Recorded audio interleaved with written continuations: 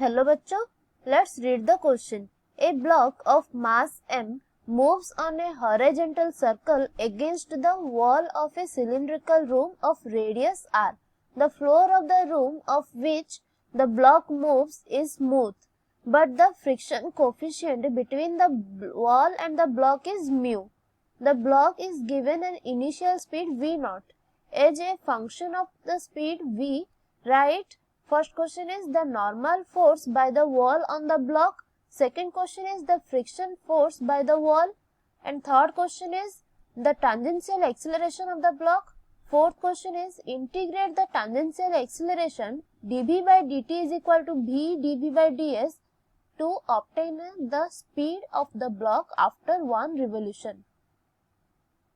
तो यहाँ पे हमें 4 क्वेश्चंस पूछा गया है और कहा गया है कि एक सिलिंड्रिकल रूम है जिसका रेडियस दिया है r, उसकी वॉल के अगेंस्ट में एक ब्लॉक क्या कर रहा है, हॉरिजॉन्टल सर्कल में मूव कर रहा है उस सिलिंड्रिकल रूम में, और उसका मास दिया है m और उसका इनिशियल स्पीड दिया है v नॉट, और कहा गया है कि जो ब्लॉक है और वॉल है उन दोनों के बीच कोफिशिएंट ऑफ फ्रिक्शन दिया है म्यू. तो हमें पहला क्वेश्चन बताना है कि नॉर्मल फोर्स कितना एक्सर्ट हो रहा है वॉल के द्वारा उस ब्लॉक के ऊपर, ये निकालना है. सेकंड क्वेश्चन है उस वॉल के द्वारा कितना फ्रिक्शनल फोर्स अप्लाई हो रहा है. थर्ड क्वेश्चन दिया है कि टेंजेंशियल एक्सेलरेशन क्या होगा ब्लॉक का. फोर्थ क्वेश्चन दिया है हमें इस एक्सप्रेशन से जो दिया है dv by dt is equal to v dv by ds, उससे इस ब्लॉक का स्पीड निकालना है वन रिवोल्यूशन के बाद क्या होगा. तो इसे अगर हम एक डायग्राम में रिप्रेजेंट करेंगे तो ये कुछ इस तरह हो जाएगा.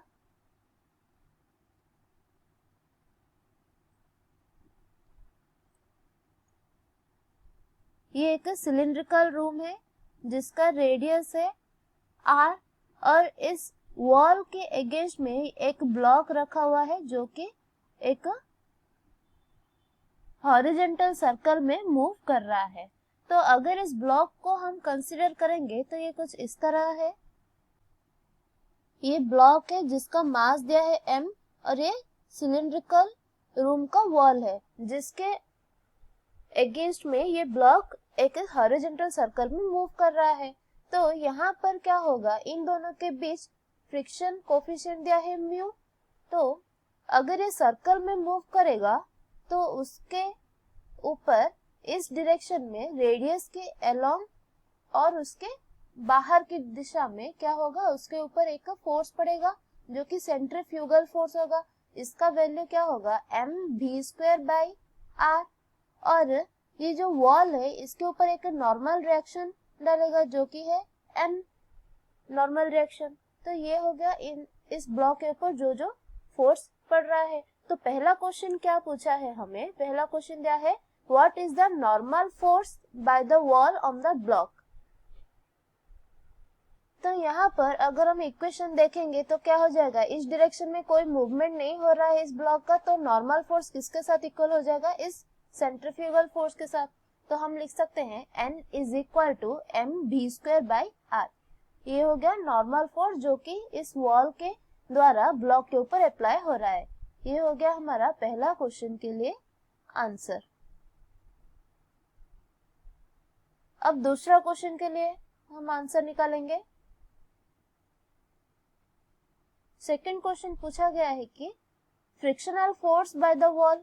तो इस वॉल के द्वारा ब्लॉक के ऊपर कितना फ्रिक्शनल फोर्स अप्लाई होगा. तो फ्रिक्शनल फोर्स हो जाएगा, इसे हम ले लेते हैं F. तो F इज इक्वल टू क्या होता है, म्यू n. तो n की जगह हम mv²/r पुट कर सकते हैं. तो F इज इक्वल टू हो जाएगा म्यू mv²/r. ये हो गया frictional force applied by the wall on the block. अब हम थर्ड क्वेश्चन का सॉल्व करेंगे. उसमें दिया गया है कि the tangential acceleration of the block क्या होगा. तो यहाँ पर हमें टेंजेंशियल एक्सेलरेशन के बारे में जानना होगा. तो जब ये ब्लॉक इस हॉरिजॉन्टल सर्कल में मूव कर रहा होगा तो एक पॉइंट पर उसके पास क्या होगा, यहाँ पर ये फ्रिक्शनल फोर्स अप्लाई होगा उसके मोशन को ओपोज करने के लिए, और यहाँ पर उसका टेंजेंशियल एक्सेलरेशन होगा. ये हो गया टेंजेंशियल एक्सेलरेशन, ये हो गया फ्रिक्शनल फोर्स. तो हम क्या लिख सकते हैं, वो जो टेंजेंशियल एक्सेलरेशन होगा और उसके वजह से जो फोर्स होगा वो फ्रिक्शनल फोर्स के साथ इक्वल हो जाएगा इस पॉइंट पर। तो यहाँ से हम टेंजेंशियल एक्सेलरेशन निकाल सकते हैं। तो फ्रिक्शनल फोर्स हमने निकाल दिया दूसरे क्वेश्चन में, जो कि था mu M V square by R. ये किसके साथ इक्वल हो जाएगा, एम ए टेंजेंशियल। तो यहाँ से एम एम कैंसिल हो जाएगा और ए टेंजेंशियल क्या आ जाएगा, mu V square by R. ये हो गया tangential acceleration of the block. अब हम फोर्थ क्वेश्चन को सॉल्व करेंगे। तो फोर्थ क्वेश्चन क्या कहता है पहले देख लेते हैं। Integrate the tangential acceleration to obtain the speed of the block after one revolution. और उसके लिए क्या एक्सप्रेशन दिया है, dv by dt is equal to v dv by ds।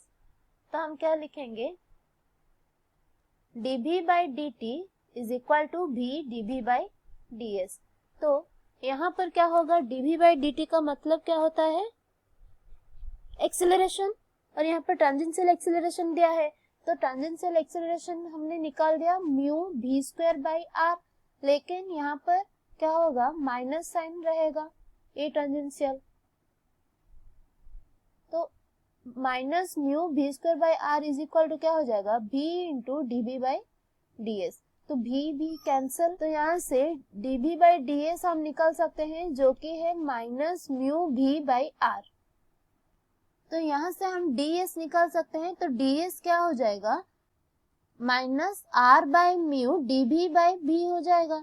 तो यहाँ से हम ds को इंटीग्रेट करके s निकाल सकते हैं, जो कि स्पीड होगा। तो integration of ds is equal to integration of minus r by mu dv by v हो जाएगा। तो यहाँ से s क्या आ जाएगा, s is equal to minus r by mu log v plus c आ जाएगा। तो जब हम s इज इक्वल टू 0 लेंगे तब v क्या दिया था, इनिशियल वेलोसिटी v नॉट। तो हम लिख सकते हैं when s is equal to 0 v is equal to v naught. तो यहाँ से हम c की वैल्यू निकाल सकते हैं।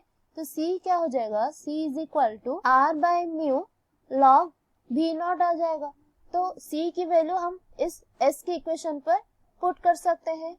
तो s क्या हो जाएगा, minus r by mu log v plus r by mu log v not हो जाएगा।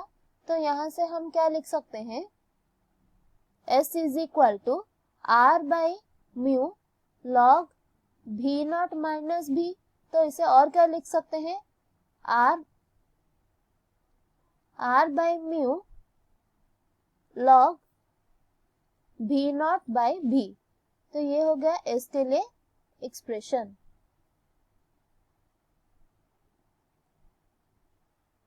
तो हमारा आंसर क्या हो गया,